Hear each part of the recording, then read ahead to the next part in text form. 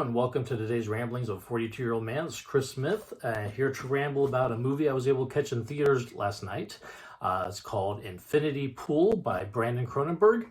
The official release of the movie is actually today, but I was able to catch a Thursday late screening at my theater using my Regal Unlimited subscription. That is coming in very handy for coming out to catch movies.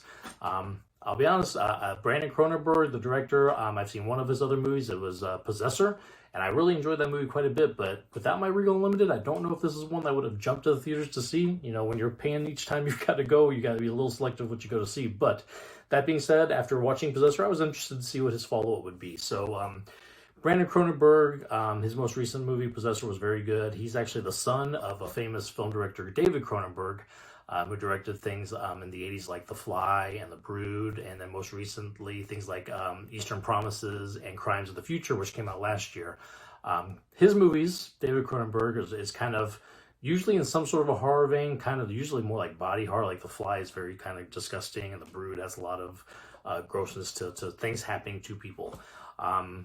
Brandon is got some of those similar traits, but his is almost a little bit more cerebral, a little bit more inside your head a lot of times. I mean, there's plenty of gross out stuff as well, but most of it is psychological in nature most of the time. So this movie, Infinity Pool, is starring Alexander Skarsgård from True Blood fame, most recently in The Northman by Robert Eggers, and Mia Goth, who is making a name for herself last year with the horror movies X and Pearl.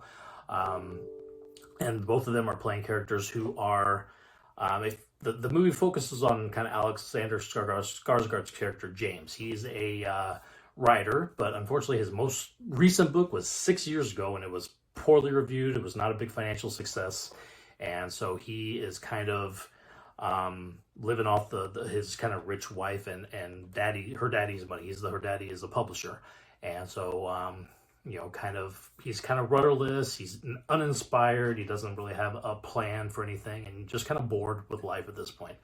But him and his wife Em, they're staying at this kind of fancy, exclusive resort for, you know, the elites in this fictional country somewhere, definitely a foreign country.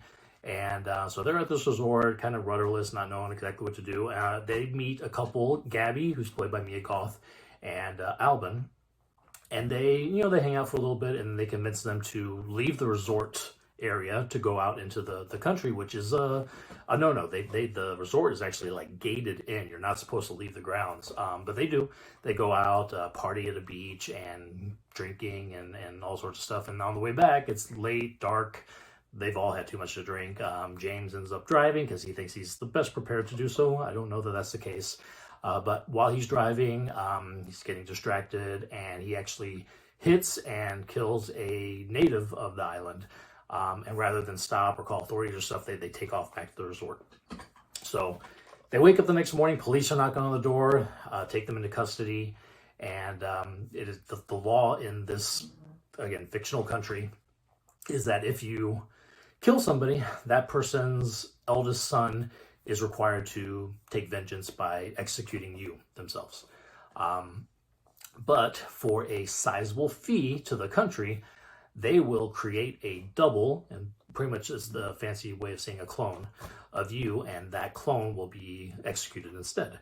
The caveat being you have to be present and watch the execution, which you can imagine how off-putting it would be to watch yourself get killed, and that's pretty much what it is. And so James goes through this and realizes when they get back to the resort that Gabby and Albin have been through this as well.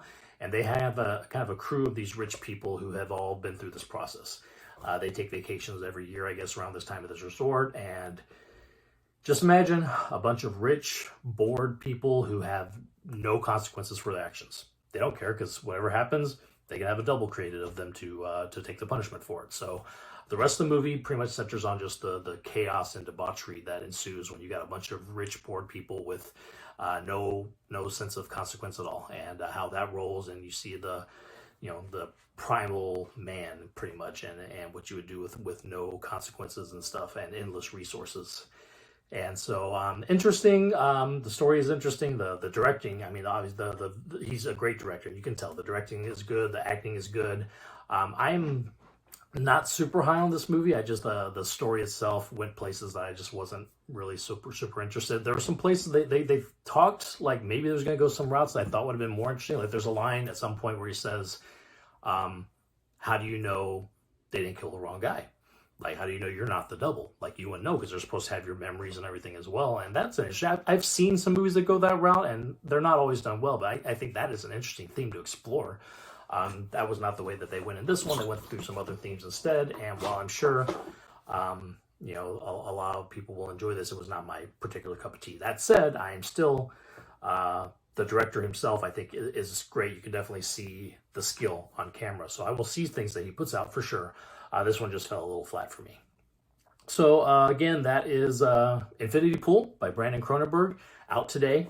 Again, just because it was not my cup of tea, it does not mean it would not be for everybody. I think it's actually getting some pretty high reviews right now, so I know a lot of people are liking it. Just didn't fall into my wheelhouse. That being said, the director is very skilled, and I will definitely enjoy seeing what he does in the future.